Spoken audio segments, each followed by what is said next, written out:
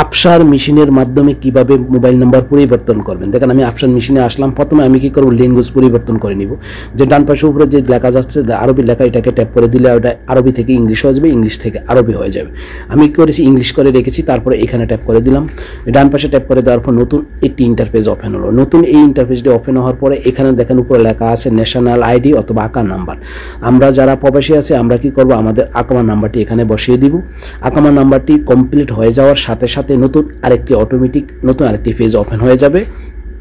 আমি আকামার নাম্বারটি সম্পূর্ণ দিলাম। দেখেন আকামার নাম্বারটি দেওয়ার সাথে সাথে নতুন এই পেজটি ওপেন হলো। ওপেন হওয়ার পরে এখানে নো ইয়েস আছে, ইয়েসে ট্যাপ করে দিতে হবে। ইয়েসে ট্যাপ করে দেওয়ার পরে নতুন আরেকটি ইন্টারফেস ওপেন হবে। দেখেন এই ইন্টারফেসটি ওপেন হলো। এখানে কি করতে হবে, মোবাইল নাম্বার দিতে হবে। অর্থাৎ আপনি যেহেতু মোবাইল নাম্বার পরিবর্তন করবেন তাই মোবাইল নাম্বারটি দিবেন। আর যারা নতুন ফার্স্ট টাইম করবেন তারা মোবাইল নাম্বারটি দিলেই হবে।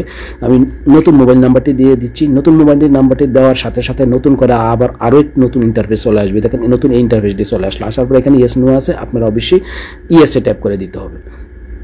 নাম্বারটা দেখে নেবেন। দেখে নেওয়ার পরে তারপরে কি করবেন, আপনারা ইয়েসে ট্যাপ করে দিবেন। নাম্বার ভুল হলে আপনি নোতে ট্যাপ করে বেগে যাবেন, আবার নতুন করে নাম্বার দিবেন। আমার ঠিক আছে, আমি ইয়েসে ট্যাপ করে দিলাম।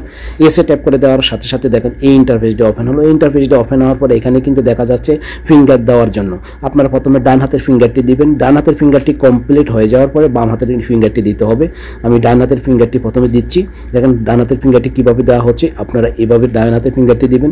কমপ্লিট হয়ে যাওয়ার পরে দেখেন এখন বাম হাতের ফিঙ্গার দেখাচ্ছে, বাম হাতের ফিঙ্গারটি দিতে হবে।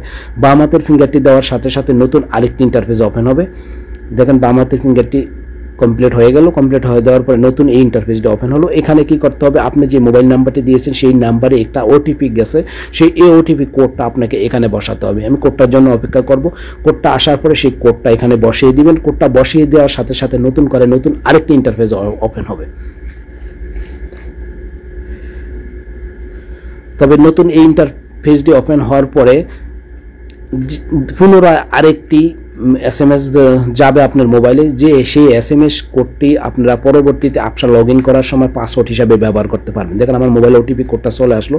সেই কোডটা আমি এখানে সম্পূর্ণ বসিয়ে দিচ্ছি। বসিয়ে দেওয়ার সাথে সাথে দেখেন আমাকে এই পেজটিতে নিয়ে আসলো। এখানেও কিন্তু ইয়েস নো আছে, ইয়েসে ট্যাপ করে দিতে হবে।